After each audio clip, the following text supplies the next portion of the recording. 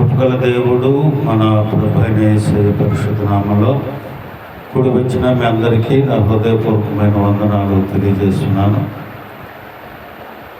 10 నిమిషాలు దేవుని వాక్యాన్ని ధ్యానం చేసుకుందాం. పరిశుద్ధ గ్రంథం నుండి 1 కొరింథీ పత్రిక 10వ అధ్యాయము 1 నుంచి 5 వరకు చదువుకుందాం. 1 కొరింథీ పత్రిక 10వ అధ్యాయము 1 వచనం నుంచి 5 వచనాలు చదువుతాను. సహోదరులారా, ఈ సంగతి మీకు తెలియకుండుట నాకు ఇష్టం లేదు. అదేదనగా, మన పితరులందరూ మేఘము క్రింద నుండిరి, వారందరూ సముద్రములో నడిచిపోయిరి. అందరూ మోషేను బట్టి మేఘములలో సముద్రములలోను బాప్తిస్మ పొందిరి. అందరూ ఆత్మ సంబంధమైన ఒకే ఆహారమును భుజించిరి. అందరూ ఆత్మ సంబంధమైన ఒకే పానము చేసిరి. ఏలయనగా తమ్మును వెంబడించిన ఆత్మ సంబంధమైన బండలోనిది త్రాగిరి. ఆ బండ క్రీస్తే. అయితే వారిలో ఎక్కువ మంది దేవునికి ఇష్టలుగా ఉండకపోయిరు గనుక అరణ్యములో సంహరించబడిరి. ప్రార్థన చేసుకుందాం. ప్రభా, నీకు వందనాలు. ఈ దినం మీరు మాకు అనుగ్రహించిన ఈ లేఖనాన్ని బట్టి నీకు స్తోత్రాలు. ఈ లేఖనాన్ని నాయన నీ బిడ్డలకు వివరించే జ్ఞానం నాకు లేదు. నీ సిలువ చాటును మరుగుపరిచి నీ మాటలు మాకు వినిపించి వాటిని మా హృదయాల్లో భద్రపరుచుకుని నీ లేఖనానుసారంగా జీవించే కృపను మాకు అనుగ్రహించి మహిమ పొందమని మా ప్రభు అయిన యేసయ్య పరిశుద్ధ నామములో అడిగి వేడుకొనుచు ప్రార్థిస్తున్నాను మా పరమ తండ్రి, ఆమేన్. ప్రియమైన దేవుని బిడ్డలారా, చదవబడిన లేఖన భాగంలో అపోస్తలుడైన పౌలు గారు కొరింథీ సంఘానికి రాస్తూ చాలా ప్రాముఖ్యమైన విషయాన్ని తెలియజేశాడు. అందరూ మేఘములలోను సముద్రములలోను బాప్తిసం పొందారు. ఏమంటే ఇదివరకంటే ఇప్పుడంటే నీళ్ళల్లో బాప్తిసం తీసుకుంటున్నాం, బాగానే ఉంది. ఇదివరకు వాళ్ళు బాప్తిసాలు లేవు కదా అప్పటికి అని మనం అడగొచ్చు. దానికి సమాధానం చెప్తూ అపోస్తలుడైన పౌలు గారు అంటున్నాడు, వారు బాప్తిసం పొందారు. ఎలా పొందారు? మేఘములలోనూ సముద్రంలోనూ పొందారు. వారు వెంబడించారు. ఆ బండ క్రీస్తే. బాగానే ఉంది. 430 సంవత్సరాల బానిసత్వ జీవితంలో మగ్గిపోతున్న ఇశ్రాయేలు ప్రజలను నడిపించిన దేవుడు వారిని నడిపించుకుంటూ తీసుకొస్తుంటే అక్కడ 5వ వచనంలో చాలా కఠినమైన మాట మాట్లాడారు. చూడండి, మరలా చదువుతాను. అయితే వారిలో ఎక్కువ మంది దేవునికి ఇష్టలుగా ఉండకపోయిరు గనుక అరణ్యములో సంహరింపబడిరి. ఇది చాలా ప్రాముఖ్యమైన విషయం. ఎన్నో సంవత్సరాల నుంచి నువ్వు బాప్తిసం తీసుకుని ఉండొచ్చు. ఏమండి, ఎన్నో సంవత్సరాల నుంచి మనం దేవుని వెంబడిస్తూ ఉండొచ్చు, దేవుని వాక్యాన్ని అనుసరించి నడుస్తూ ఉండొచ్చు. కానీ ప్రాముఖ్యమైన సంగతి ఏంటంటే, లక్షల కాల్బాలం బయలుదేరి ఐగుప్తు నుంచి కనానులో చేరింది మాత్రం ఇద్దరే. అర్థమవుతుందా? లక్షల మంది బయలుదేరారు, దేవునికి ఇష్టడుగా లేకుండా సంహరించబడ్డారట. దేవునికి ఇష్టంగా లేకపోతే వాళ్ళు బాప్తిసం పొందారని చెప్పాడుగా. పొందినవాడు ఏమయ్యాడు? సంహరించబడ్డారు. చాలా ప్రాముఖ్యమైన సంగతి ఆలోచన చేసుకోవాలి. బైబిల్ పట్టుకొని ప్రార్థనకు వచ్చాం, చక్కని తెల్లని వస్త్రాలు ధరించుకొని నెల నెల బల్లారాధనలో పాల్గొంటున్నాం. మా పాస్టర్ గారు సూపరు. ఆయన అసలు ఆరాధన చేస్తే ఇరగదీసేస్తాడు. లేకపోతే అక్కడ నేను ప్రార్థన చేసుకుంటానికి వెళ్తాను, టచ్ అని కానీ పడిపోతారు. ఇవన్నీ కాదు కావాల్సింది. నీవు దేవునికి ఇష్టడుగా లేకపోతే ఈ భూమి మీదే సంహరించబడతావని దేవుని వాక్యం అంటది. హల్లెలూయా చెప్పండి, హల్లెలూయా. వారు దేవునికి ఇష్టలుగా లేకపోయారు కనుక సంహరించబడ్డారంట. ఎందుకు వారు సంహరించబడ్డారు? చూడండి 20వ వచనం, అదే అధ్యాయము 20వ వచనాన్ని తీయాలి. 20వ వచనం చాలా ప్రాముఖ్యమైన విషయం అక్కడ ఉంటుంది. లేదు కానీ అన్యజనులు అర్పించు బలులు దేవునికి కాదు, దెయ్యములకే అర్పించుచున్నారని చెప్పుచున్నాను. వీరు చెప్పండి, వీరు దెయ్యములతో పాలువారుగుట నాకు ఇష్టం లేదు. హల్లెలూయా చెప్పండి, హల్లెలూయా. దెయ్యములతో పాలువారైపోయారట, అది నాకు ఇష్టం లేదు. ఏమిటి దెయ్యాలు? ఈ భూలోకంలో సంచరిస్తా తిరుగుతూ ఉన్నాయా? తిరుగుతున్నాయి. ఎలా తిరుగుతూ ఉన్నాయి? దేనిని పరిశుద్ధ గ్రంథం దెయ్యాలతో పోల్చిందో తెలుసా మీకు? చూడండి, అపోస్తుల కార్యాలు 17వ అధ్యాయం 18వ వచనం తీయండి ఒకసారి త్వరగా. అపోస్తుల కార్యాలు 17:18. అపోస్తుల కార్యాలు 17:18 త్వరగా తీస్తే త్వరగా ముగించేస్తాను.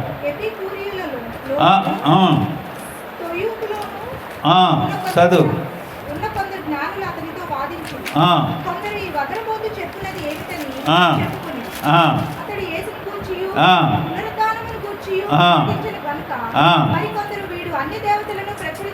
అక్కడ ఆగండి. అక్కడ ఏమన్నది చూడు, 18వ వచనంలో అన్య దేవతలను ఉందా? ఏమన్నది పుట్టినోట్లు అక్కడ ఏమన్నది చూడు.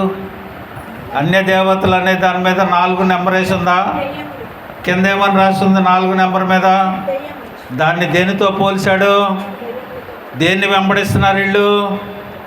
వాటిని వెంబడించేవాడిని దెయ్యాలతో పోల్చాడు. దెయ్యాలతో పోల్చి అంటున్నాడు, వీరు ఏం చేస్తున్నారట? వీరు దెయ్యములతో పాలువారుగుట నాకు ఇష్టం లేదు అంటున్నాడు. హల్లెలూయా. ప్రియమైన దేవుని బిడ్డలారా, ఈ భూలోకంలో దేన్నైతే నువ్వు ఎక్కువగా ఇష్టపడి ప్రేమిస్తావో దాన్ని విగ్రహారాధనతో పోల్చాడు దేవుడు. అది దెయ్యానితో పోల్చాడు దేవుడు. ప్రియమైన దేవుని బిడ్డలారా, ఈ ఉదయకాల సమయం దేన్ని నువ్వు వెంబడిస్తున్నావో ఆలోచన చెయ్యి. దేవుడు అంటా ఉన్నాడు, వారు ఏం చేస్తున్నారట? దెయ్యములతో పాలువారుగా అన్నారు. అలాగనే ప్రతివాడు తన ఇష్టానుసారంగా ప్రవర్తిస్తున్నాడట, తనకిష్టమైన మార్గంలో తిరుగుతున్నాడంట. బుద్ధిహీనులందు ఆయన నాకు ఇష్టం లేదు, ఆ బుద్ధిహీనులంటే ఆ బుద్ధిహీనులతో కలిసి తిరుగుతున్నారంట. అందుకు అబ్రహాము కుమారుడా, నీవు జీవితకాలం అంతా నీకు ఇష్టం వచ్చినట్టు తిరిగావని అంటాడు ధనవంతుడు లాజరు స్టోరీలో. ప్రియమైన దేవుని బిడ్డలారా, ఈ భూలోకంలో దేవునికి అయిష్టంగా నువ్వు నడిస్తే, నీ ఇష్టానుసారంగా నువ్వు ప్రవర్తిస్తే ఇక్కడ ఏమవుతావు? ఆనాడు ఇశ్రాయేలు ప్రజలు ఎలాగున సంహరించబడ్డారో మనం కూడా అనుకున్న చోటికి వెళ్ళలేం. ఆయన ఇచ్చేది నిత్యజీవమైన పరలోక పట్టణానికి మనం ప్రవేశమై వెళతా ఉన్నాం. ఈ జీవన మార్గంలో మన ప్రయాణం సాగుతూ ఉంది. నీవు ప్రత్యేకతను కలిగి దానిలో నువ్వు పాలివాడవైతే సంహరించబడతావు. మరి దేవునికి ఇష్టలుగా మనం ఉండాలంటే ఏం చేయాలి?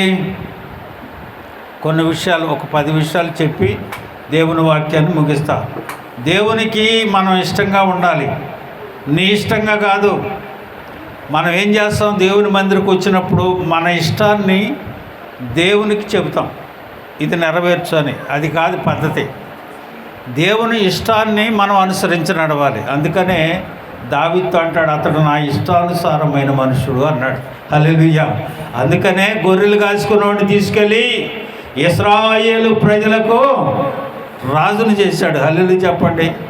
ఆయన దేవుని ఇష్టానుసారుడై ఉన్నాడు కనుకనే గొర్రెలు కాచుకున్నవాడైనప్పటికీ ఇశ్రాయేలు ప్రజలకు రాజును చేశాడు. అలాగనే నీవు కూడా ఆయనకి ఇష్టానుసారంగా నడిస్తే, ప్రవర్తిస్తే, ఆయనకి ఇష్టానుసారంగా నువ్వు ఉంటే నిన్ను, నీ బిడ్డల్ని ఎక్కడో ఎంతో హెచ్చిస్తాడు దేవుడు. పెంట కుప్పల్లో ఉన్న వారిని తీసుకెళ్ళి రాజుల దగ్గర నిలబెడతాడు. ప్రియమైన దేవుని బిడ్డలారా, ఈ ఉదయకాల సమయం ఒక 10 విషయాలు. దేవునికి ఇష్టడుగా మనం ఉండాలంటే ఎలా ఉండాలి, దేవునికి ఏది ఇష్టం అవి తెలుసుకొని మనం ప్రవర్తిద్దాం. మొట్టమొదటిగా దేవునికి ఇష్టమైంది విశ్వాసం. చూడండి, హెబ్రీ పత్రిక 11వ అధ్యాయం 6వ వచనం. త్వరగా తేండి. 11:6. విశ్వాసము లేకుండా దేవునికి ఇష్టడై ఉండుట అసాధ్యమని అంటుంది దేవుని వాక్యం. దేవునికి ఏం కావాలట? విశ్వాసం. విశ్వాసం అన్నది నిరీక్షించబడి వాటి యొక్క నిజస్వరూపను అదృశ్యమైనవి ఉన్నవనుటకు రుజువై ఉన్నది. నీ విశ్వాసము అదృశ్యమైన దాచి ఉంచిన దేవుని యొక్క వాటిని రుజువు నువ్వే అని దేవుని వాక్యం అంటా ఉంది. విశ్వాసం చదవండి. విశ్వాసం లేకుండా దేవునికి ఇష్టడైన అసాధ్యము. దేవుని యొద్దకు వచ్చేవాడు ఆయన ఉన్నాడని, తన్ను వెతుకువారికి ఫలము దయచేయవాడని నమ్మాలి. హల్లెలూయా చెప్పండి. విశ్వాసము కావాలి, నమ్మకం కావాలి. అలాగున దేవుని సన్నిధిలోకి నువ్వు వచ్చి దేవుని యొక్క ఇష్టానుసారంగా నువ్వు ప్రవర్తించగలిగితే దేవుడు నిన్ను అత్యధికంగా హెచ్చిస్తాడు. హల్లెలూయా. కనుక ప్రియమైన దేవుని బిడ్డలారా, ఈ ఉదయకాల సమయం దేవుని వాక్యాన్ని వింటున్న నీవు, రెండవది చూడండి, మొదట విశ్వాసము నమ్మకం, రెండవది విరిగి నలిగిన మనసట. కీర్తన గ్రంథము 51వ అధ్యాయము 51వ కీర్తన 17వ వచనం. కీర్తనలు 51:17. విరిగిన మనసే ఏంటంట? విరిగిన మనసు. మారు మనసు పొందావు, నీ మనసు విరిగిపోవాలి, నీ మనసు మార్పు చెందాలి. ఇది వరకట్లాగా ఉండకూడదు. విరిగిన మనస్సు కలిగి దేవుని సన్నిధిలో ఉండాలి. విరిగిన మనస్సే దేవునికి ఇష్టమట. విరిగిన మనస్సుతో దేవుని సన్నిధికి వచ్చి నువ్వు ప్రార్థిస్తున్నావో లేదో గుర్తుపెట్టుకో. ఒకటి, విశ్వాసంతో దేవుని సన్నిధికి రావాలి, నమ్మకంతో దేవుని సన్నిధికి రావాలి. అది దేవునికి ఇష్టమని దేవుని వాక్యం. అంతేకాదు, విరిగి నలిగిన మనస్సు కావాలి. విరిగి నలిగిన మనస్సు. మన మనస్సు ఏదో ఆలోచిస్తూ ఉంటుంది. దేవుని సన్నిధికి ప్రార్థనకు వస్తాం, కూర పొయ్యి మీద పెట్టామా, కట్టేశానా లేదా, స్టవ్ పిల్లవాడికి తాళం ఇచ్చానా లేదా, అది ఈ ధ్యాస అంతా ఎక్కడ ఉంటుంది? మంది అక్కడ ఉంటుంది. ప్రార్థన అయిపోతుంది, 12 అవుతుంది, 1 గంటకు క్యారేజీలు వెళ్ళాలి, పిల్లవాడు 1 గంటకు భోజనానికి వస్తాడు. మన ధ్యాస అంతా అక్కడే. ఇప్పుడు 6 గంటలకి బండి అండి, మనం ప్రయాణమై 6ంటికి వెళ్ళాలి. నువ్వు 7 గంటలకు వెళ్తే బండి ఉంటుందా? అప్పుడు నువ్వేం చేస్తావు? ఏమండి, ఏం చేస్తాం? 4 గంటలు వేసి గబగబా ఏదో ఒకటి వండేసుకొని అన్నీ రెడీ చేసి సిద్ధపరిచేసి 5:15, 6, 5:30 స్టేషన్కి వెళ్ళిపోయి టికెట్ తీసుకుని బండి కోసం వెయిట్ చేస్తాం. ఇంక ఇంటిని గురించి ధ్యాస ఉంటుందా నీకు? ఎందుకు రెడీ చేసి వచ్చావు కదా. ఇక్కడికి అట్లా రాదు. 8:30కి ప్రార్థనని పేపర్లోనూ టీవీల్లోనూ మేమేమి చెప్తా, మా ప్రార్థన 8:30 కంటే 10:30 అయినా ఇప్పుడు రాకపోతే ఇంకేం చేస్తామంటే. ఎక్కడుంది మన విరిగి నలిగిన మనసా? ఏ మనసు కలిగి ఉన్నాం మనం చెప్పండి. దేవుని సన్నిధి అంటే ఆసక్తి ఉండాలి. ఎక్కడన్నా దేవుని సన్నిధిలోకి ముందు ప్రిఫరెన్స్ దానికి ఇవ్వాలి. మనం ఏం చేస్తాం? అసలు నన్ను అడిగితే క్రైస్తవులు ఆదివారం నీసు వండుకోకూడదు, మాసం వండైతే ప్రార్థనకి టైంకి వచ్చేస్తారు. దానివల్ల ప్రాబ్లం అవుతుంది. వెళ్ళటం, అక్కడ ఖాళీ ఉండదు, తెచ్చుకుంటాం, మళ్ళీ పెట్టడం, మరి ఈ ఇబ్బంది అయిపోతుంది. దేవుని వాక్యం అంటుంది, ఏమంటుంది? విశ్వాసం లేకుండా దేవునికి ఇష్టంగా ఉండటం లేదు. దేవుడు ఉన్నాడని నమ్మిన వాడే నాకు ఇష్టడు. మూడవది ఏమంటుంది? విరిగి నలిగిన మనస్సు. తర్వాత 4 చూడండి, రోమాపత్రిక, కీర్తనల గ్రంథమే, కీర్తనల గ్రంథం 16:3. కీర్తనల గ్రంథం 16:3. నేను ఇలాగందును, భూమి మీద ఉన్న భక్తులే శ్రేష్ఠులు. ఎవరిష్టులంట? భక్తులు. దేవుని యందు భయభక్తులు కలిగిన వ్యక్తులు దేవునికి ఇష్టలు. నీ భక్తి దేవునికి ఇష్టంగా ఉందా, కష్టంగా ఉందా? నామకార్థమైన భక్తిగా ఉందా, దేవునికి ఇష్టమైన భక్తిగా ఉందా? ఒక్కసారి ఆలోచించేయి. కనుక ప్రియమైన దేవుని బిడ్డలారా, ఈ ఉదయకాల సమయం దేవుడు అంటున్నాడు, విశ్వాసం, నమ్మకం, విరిగి నలిగిన మనసు, దేవుని యందు భయభక్తి భక్తి. 5వ చూడండి, రోమాపత్రిక 14వ అధ్యాయము 18వ వచనం. రోమా 14:18. ఈ విషయమందు క్రీస్తునకు దాసుడైన వాడు దేవునికి ఇష్టడును మనుషులందరి ఎడల యోగ్యుడనై ఉన్నాడు. హల్లెలూయా చెప్పండి. హల్లెలూయా. ఎవరంటాయా దేవునికి ఇష్టలు? ఎవరో క్రీస్తునకు దాసుడు. దాసుడు అంటే ఒక పనివాడిని నేను పనిలో పెట్టుకున్నానండి. ఆ పనివాడు ఏం చేస్తాడు? యజమానుడు చెప్పినట్టు చేస్తాడు. యజమానుడు ఏమైతే చెప్తాడో అదే చేస్తాడు. తనకిష్టం వచ్చింది చేయడు. దేవుని వాక్యం అంటుంది క్రీస్తునకు దాసుడైన వాడు. ఆయనకు దాసుడివి. ఆయన ఏం చెప్తే అదే వినాలి. అది ఆయనకి ఇష్టం. అప్పుడు ఆయన నువ్వు ఏది అడిగావో అది నీకు అనుగ్రహిస్తాడు. హల్లెలూయా. క్రీస్తునకు దాసుడైన వాడు దేవునికి ఇష్టడును. అంతేకాకుండా ఇంకేమంటుంది? మనుషులందరి ఎడల, మనుషుల దృష్టికి యోగ్యుడు. హల్లెలూయా చెప్పండి. హల్లెలూయా. యోగ్యత. దేవుడు అలాగున దేవుని ఇష్టాన్ని మనకు తెలియజేస్తూ ఉన్నాడు. వాళ్ళు నాకు ఇష్టలు, వీళ్ళు నాకు ఇష్టం అని దేవుని వాక్యం అంటుంది కదా. అలాగున నువ్వు ఉండగలిగితే దేవుడు నిన్ను పాలు తేనెలు ప్రవహించే దేశానికి ఆనాడు ఇశ్రాయేలు ప్రజలను నడిపించినట్లు నిన్ను కూడా పరమ రాజ్యాన్ని ప్రవేశింపజేస్తాడు. హల్లెలూయా. తర్వాత చూడండి, సామెతల గ్రంథం 12:22. అబద్ధమాడు పెదవులు యెహోవాకు హేయము, సత్యవర్తనలు ఆయనకి ఇష్టలు. సత్యాన్ని అనుసరించి నడిచేవాడు. సత్యం లేకుండా దేవునికి ఇష్టడుగా నువ్వు ఉండలేవు. దేవుని విషయంలో దేవునికి దాసుడిగా ఉండాలి. విరిగి నలిగిన మనసు కలగాలి, భక్తి కలిగి ఉండాలి, విశ్వాసం ఉండాలి, నమ్మకం కలిగి ఉండాలి. అలాగున నువ్వు చేస్తే దేవుడు నీ యందు ఇష్టపడి ఉంటాడు. ఆయన నీకు మేలు చేయటానికి ఇష్టపడి ఉంటాడు. సామెతల గ్రంథం 11వ అధ్యాయం 20వ వచనం. మూర్ఖ చిత్తులు యెహోవాకు హేయులు, యథార్థముగా ప్రవర్తించువారు సత్యవర్ధనులను. ఇంకెవరంట? యథార్థముగా ప్రవర్తించేవారు. ప్రియమైన దేవుని బిడ్డలారా, దేవుని వాక్యాన్ని చాలా జాగ్రత్తగా అర్థం చేసుకోవాలి. యథార్థత లేకుండా, భక్తి లేకుండా, విశ్వాసం లేకుండా, నమ్మకం లేకుండా, విరిగి నలిగిన మనసు లేకుండా దేవుని సన్నిధికి వచ్చి నువ్వు గోడకేసి కొట్టుకొని కన్నీరు కార్చి ప్రార్థన చేసినా దేవునికి ఇష్టతను నువ్వు చూపించలేవు.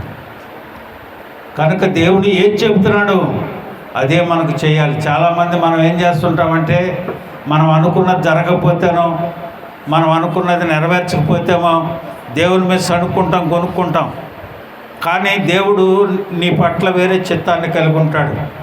ఒక పాస్టర్ గారు మొన్న నేను టీవీలో విన్నాను. ఒక పాస్టర్ గారు బయలుదేరి ఒక చోటకి మీటింగ్కి వెళ్తున్నాడు.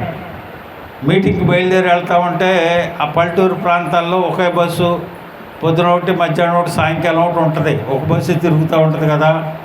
ఈయన సాయంకాలం కూర్చున్నాడు. మీటింగ్కి 7 గంటలకు వెళ్ళాలి. ఆ బస్ స్టాండ్లో నుంచున్నప్పటికీ జనం అంతా గుమిగూడిపోయి ఉన్నారు. పల్లెటూరులో అలాగే ఉంటాయి, ఒక బస్సు తిరుగుతుంటుంది కాబట్టి ఈయన ఎక్కలేక తోసారు, పక్క వచ్చాడు. గుమ్మం దగ్గర నిలబట్టడానికి కూడా ఖాళీ లేదు.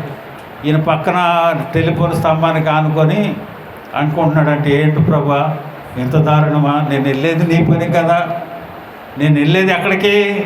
సువార్తను ప్రకటించడానికి. వాళ్ళేమో అన్నీ అరేంజ్ చేసుకొని వాక్యం చెప్పడానికి నన్ను పిలిచారు. ఈ బస్సు పోతే ఇంక బస్సు లేదంట, ఇంకా నన్ను ఏం చేయమంటావు? వెళ్తానికి దారి లేదు, ఏంటి పరిస్థితి అని. భలే చేసావే నువ్వు, అది ఇది అనుకుని చిరాకు పడతా దేవుని మీద అనుకుంటున్నాడు. సరే, ఈలోపు ఒక ఆటో, అప్పుడు టెంపోలు ఉండే 3 చక్రాల టెంపో. ఆ టెంపో అతను వచ్చి ఏమండి ఎక్కడికి వెళ్తారని అడిగాడట. నేను పలానా చోటుకి వెళ్ళాలయ్యా, మీటింగ్కి వెళ్ళాలి అని అంటే, సరే నా పక్కన కూర్చోండి అని తన పక్కన సీట్ కూర్చోబెట్టుకొని బయలుదేరారు. కొంత దూరం వెళ్ళిన తర్వాత ఆటో ఆగిపోయింది. ఏంటంటే జనమంతా ఆ రోడ్డు మీద బస్సులు ఆగిపోయి ట్రాఫిక్ జామ్ అయిపోయి అంతా ఉంటే దిగి ఈయన ఏంటి అని చూద్దామని కొద్దిగా ముందుకెళ్ళేపటికి ఈయన ముందు ఎక్కబోయాడే బస్సు, ఆ బస్సు బోల్తా పడిపోయి 15 మంది చచ్చిపోయారు. ఈయన ఏమనుకుంటున్నాడు, అనవసరంగా దేవుడిని మాట్లాడేశారు. దేవునికి ఇష్టం లేదు నువ్వు వెళ్తావు అక్కడ. నువ్వేమనుకుంటున్నావు, ఈయన ఏమనుకుంటున్నాడు, ఏంటి నీ పనికి వెళ్ళేటప్పుడు నన్ను ఎందుకు మాట్లాడు అనుకుంటున్నాడు. అది కానీ ఎక్కుంటే ఏమయ్యేవాడు, వెనకాల వెళ్తున్నాడు, క్షేమంగా వెళ్తున్నాడు, అందులో సీట్ లేదు, ఎక్కడానికి లేదు, చక్కగా డ్రైవర్ పక్కన సీట్ ఇచ్చాడు, చక్కగా తీసుకుని వెళ్తున్నాడు. ప్రియమైన దేవుని బిడ్డలారా, దేవుని ఇష్టాన్ని నువ్వు గ్రహించుకో. నీ ఇష్టాన్ని కాదు, మన ఇష్టాన్ని కాదు ఆయన సన్నిధిలో పెట్టేది. నీ ఇష్టం నా పట్ల, నా బిడ్డల పట్ల, నా కుటుంబం పట్ల నీ చిత్తాన్ని నెరవేర్చు. దేవుడు అద్భుతమైన కార్యాలు మన పట్ల జరిగిస్తాడు. హల్లెలూయా. తర్వాత చూడండి, హెబ్రీ పత్రిక 13:6, 13:16. ఉపకార ధర్మము చేయ మరుచిపోకుడి, అట్టి యాగము దేవునికి ఇష్టము. ఏం చేయాలంట, ఉపకారం చేయాలి, ఇతరులకు ఉపకారం చేయాలి, ఇతరులను ప్రేమించాలి, గౌరవించాలి, ఆదరించాలి. నిన్ను వల్ల నీ పొరుగు వారిని ప్రేమించమని చెప్పింది. అది ఇష్టమంట దేవునికి. నువ్వు ఇతరులను ప్రేమించలేకుండా ఇతరుల మీద ద్వేషాన్ని పెట్టుకొని దేవుని సన్నిధి కూర్చొని నువ్వు ప్రార్థిస్తే ప్రభు కార్యం ఎలా చేస్తాడు? ఆయనకి ఇష్టంగా నువ్వు ఎలా ఉంటావు? ఉండలేవు. ఉపకార ధర్మము దేవునికి ఇష్టము. తర్వాత చూడండి, సామెతల గ్రంథం 21:3 ముగించేస్తాడు. నీతి న్యాయములు అనుసరించి నడుచుకొనుట బలులర్పించుట కంటే యెహోవాకు నీతి, న్యాయము, యథార్థత, భక్తి, విశ్వాసము, నమ్మకం. చూడండి, ఏమి ఇష్టమంట దేవునికి? ఇవన్నీ నువ్వు గుర్తుపెట్టుకోలేనివి కావు, నువ్వు గుర్తుపెట్టుకోగలిగినవే, నువ్వు అనుసరించగలిగినవే, నువ్వు చేయటానికి ఈజీగా ఉన్నాయి. ఎన్నిటిని నువ్వు చేస్తే దేవుడు తప్పక నీ యందు ఇష్టం కలిగి, ఇతడు నా ఇష్టానుసార మనుషుడు, నా ఉద్దేశాలను నెరవేర్చేవాడు అని దావీదును అన్నట్లు ఆయన అంటాడు, ఇతనికి నేను చేయని ఉద్దేశిస్తున్నాను, ఆశీర్వదిస్తాను అని దేవుని వాక్యం సెలవిస్తాను. చూడండి, చివరిగా ఫిలిప్పీ పత్రిక 4:18. ఫిలిప్పీ పత్రిక 4:18. నాకు సమస్తమును సమృద్ధిగా కలిగి ఉన్నది, మీరు పంపిన వస్తువులు ఎపాఫ్రోదితు వలన పుచ్చుకొని ఏమీ తక్కువ లేకుండా ఉన్నాను. అవి మనోహరమును సువాసనయు దేవునికి ప్రీతికరమును ఇష్టమైన యాగం అంట. దేనికి? వీళ్ళు ఏం చేస్తున్నారు? దైవజనునికి పంపవలసినవి పంపించారు. ఆయన సంరక్షించుకోవటానికి సంఘమంతా ఏకమై ఎపఫ్రోదితుకి ఇచ్చి, ఎపఫ్రోదితు ద్వారా పౌలు గారికి పంపించారు. పౌలు గారు అంటున్నాడు, అన్నిటినీ స్వీకరించుకొని ఆయన చెప్తున్నాడు, ఏమంటున్నాడు? అవి మనోహరమైన సువాసనయు దేవునికి ప్రీతికరమును ఇష్టమైన యాగము. హల్లెలూయా చెప్పండి, హల్లెలూయా. కనుక ప్రియమైన దేవుని బిడ్డలారా, దేవునికి మనం ఇవ్వవలసినవి ఇస్తే ఆయనకి ప్రీతికరము, ఇష్టమైనవిగా ఉంటాయట. కనుక ఈ ఉదయకాల సమయం దేవుని వాక్యాన్ని విన్నాను. నీవు ఏమంటే ఇప్పుడు చెప్పండి, ఒకసారి లెక్కేసుకోండి. మొదట ఏముండాలి? విశ్వాసము, నమ్మకము, విరిగి నలిగిన మనసు, క్రీస్తుకి దాసుడై ఉండాలి.